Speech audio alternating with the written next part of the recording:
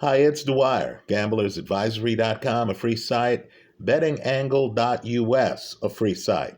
Remember, the opinion you should follow should be your own. Just consider this video to be a second opinion from a complete stranger online.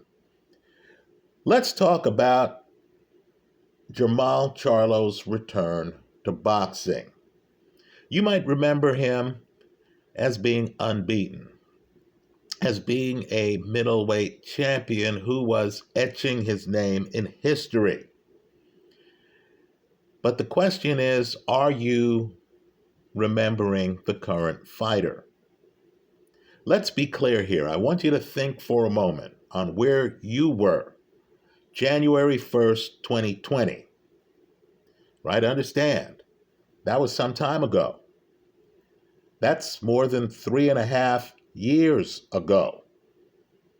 Would it surprise you to learn that Jermall Charlo has only had 2 fights since then? One fight in 2020 and one fight in 2021. Now let's be clear what that means. It means Jermall Charlo did not fight at all in 2022. It means that Jermall Charlo hasn't fought at all this year. Are you remembering Jermall Charlo the way he was? And if so, how do you know whether that's the way he is now? Let's say this too. You should be concerned that they initially announced a fight between Canelo and Jermall Charlo. Folks, that's a dream matchup, right? Understand, Charlo was at 160. He wouldn't be jumping up from 154. Charlo was unbeaten. So you thought, wow, is he going to risk an unbeaten record against Saul Alvarez? Right? Huge fight. Let's face it, too. Saul Alvarez is one of boxing's most lucrative fighters. Saul gets paid, but the guy he's fighting also gets paid. Right? Lay people like me just assumed, oh, if Jermall Charlo is fighting Saul Alvarez, then that has to be a financial bonanza. Right? I would certainly expect more pay-per-view buys than the Fury and Ngannou fight just got. Now, weren't you a bit stunned that Charlo stepped aside so his brother could get the opportunity? You thought, wow, how could a fighter pass on this opportunity? We all understand, too, that as good as Jose Benavidez Jr. is, and I'm going to make the case that he's better than we think, right? As good as he is, he doesn't bring the box office. He doesn't bring the limelight that Canelo would bring in a fight right now, right? Canelo, folks, owns all 4 belts at 168 pounds. Right? Canelo's not only bringing box office, Canelo's bringing opportunity. Right? If your nickname's the Hitman and you're able to land just one great punch, right? Pull the unthinkable, stop Canelo. Then we're talking about getting all kinds of belts. Right? We're talking about suddenly being a man that everyone at 168 would have to deal with, would want to call, would want to challenge. So to me, it's a red flag. And I mean a red flag. When Jermall Charlo, unbeaten, wants you to believe that he's one of the very best in the sport, passes on a major opportunity, to fight one of the biggest names in the entire sport. Now let's go one step further. Mental health is something we don't discuss enough, right? We hear that, I'm not going to name the guy, we'll give him privacy, but we hear that a former champion is seeking treatment for mental health concerns, and we all act surprised, as if we don't have that crazy uncle or that crazy aunt, as if we haven't walked by homeless people who start conversations with us, and then the conversation is a little bit off, and you look at the person and you think to yourself, wow, this person might be having mental health problems. Right, folks? I can just tell you, I've seen people on top of the world, right? You're looking at the person and you're saying, wow, this person is a runaway success, only to learn later that that person was depressed. That person has mental health concerns.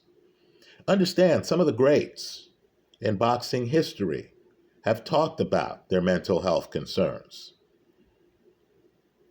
Right? Oscar De La Hoya, Ray Leonard, the current heavyweight champion, Tyson Fury, right? None of us are immune from having mental health challenges and concerns. Now, Jermall Charlo is someone you need to look at carefully,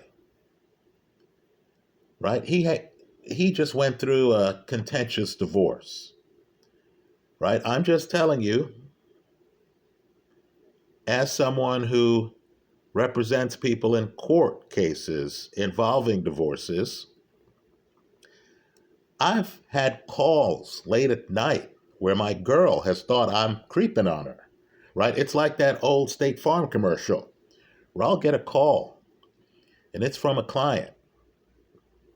And that client, who looks like a master of the universe when I talk with them, right, well presented, sounds like an executive, perhaps is an executive, that person will be stammering on the phone. They need someone to talk to, right? That person who looks like they're around abundance, who you think has advisors, has decided to call their divorce attorney at 1 a.m.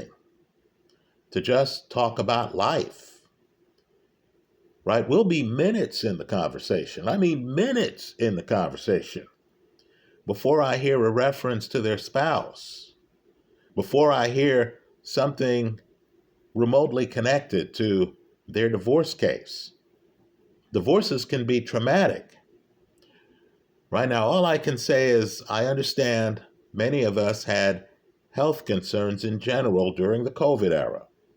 I get the fact that a lot of boxers said, no, I'm not having it. I'm not fighting during COVID.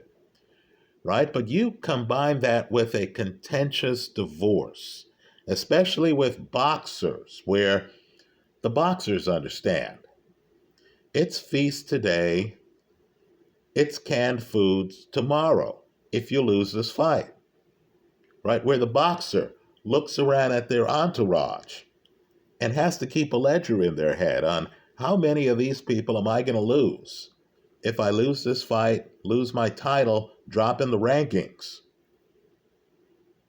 Right, folks? Boxing's a tough, tough business. So here you are, you've risen to the top, you're undefeated, you're the middleweight champion, you've earned the money, you've risked your health earning the money, you've gotten hit in the head several times during fights, and then your wife takes half of it. Because when you were young and foolish, you didn't have a prenup. And of course, now you're 32 years old. And you're looking on the landscape and you're seeing the Canelos of the world, the Benavidezes of the world, the Andrades of the world, right? And we need to mention his name, folks, the Janabeks of the world. Right? You see all these tough guys on the horizon and you realize, you know what? I was unbeaten but I may have been unbeaten during a different era. Half your money is gone, right? If you have kids, you might be on a schedule. In other words, before the divorce, you wake up and you're seeing your kids so much, you're tired of your kids. Let's just talk as adults, right? You wake up and you say, oh man, my young son is here again and he's throwing toys, terrorizing the family pet. You know, you go from that to missing your kids because you don't have them half the time. Now let's go where a lot of boxing shows don't go. Let's add in the added dynamic, the sibling rivalry dynamic that everyone claims doesn't exist. You're unbeaten at middleweight, but your brother, and it's worse than that, it's your twin brother. Your brother is undisputed at 154 pounds. Right? You're not just a boxer, you're a fan of the sport. You're reading some article, you see Charlo, you're like, oh, good, they're mentioning me. Then you find out they're not mentioning you. The Charlo on the pound for pound list is your twin brother. Right? Your promotional group comes to you and says, hey, man, Canelo wants to fight you. And you're thinking, wow, okay, these guys are doing a great job for me. Then you think about it and you say, I've only had 2 fights in the last 3 years. Let me pass on Canelo for now. Then you find out the guy who takes the opportunity is your brother. The one who's on pound for pound lists. Folks, I'm just telling you, that plays havoc on your mental health. So where is Charlo's head today? The answer is we don't know. But what we do know is that this fight has a catch weight. It's always a red flag when a guy is a champion, and yet he's fighting at a catch weight. You're like, what? By the way, it's not a catch weight in Benavidez' favor. It's a catch weight in Charlo's favor. Folks, they're fighting at 163 pounds. It's ridiculous. So, my point to you is, gamblers can look at the fighter. What I want gamblers to do here is to look at the situation. Are you sure Jermall Charlo, 2 fights in the last 3 years, are you sure Jermall Charlo is still Jermall Charlo? Folks, that's an open question. So, of course, I'm looking at the odds, and I'm like, okay, well, how are they pricing this fight? Are they pricing it 60-40? What? Because, of course, Benavidez has been active. Benavidez fought in August of this year. Right? No, folks. Believe it or not, you're getting better than a plus 500 on Benavidez. Now, if I asked you to name me the best fighters in the sport, in the pocket, I'm guessing if I asked everyone here for a top 5 list, Terence Crawford's name would end up on many lists. Right? Terence Crawford's not running from Errol Spence. Terence Crawford's beating the daylights out of Errol Spence. Drops him early in that fight. Spence gets up, lasts a few more rounds. It's not like you're watching the fight and Crawford comes on in the last round. No, that's domination. Let me tell you what happened when Crawford fought Jose Benavidez Jr. You were in the 2nd round, it's a fight. You're in the 4th round, it's a fight. You're in the 5th round, it's a fight. The 8th round, it's a fight. This isn't Tyson Fury and Ngannou. This fight makes it past the 10th round. Benavidez has a bad knee. Although Benavidez is tall and has length, Benavidez isn't able to move like he did when he was younger. right? Benavidez is fighting after having been shot, folks. Benavidez, against the top shelf, makes it to the 12th round against Terence Crawford.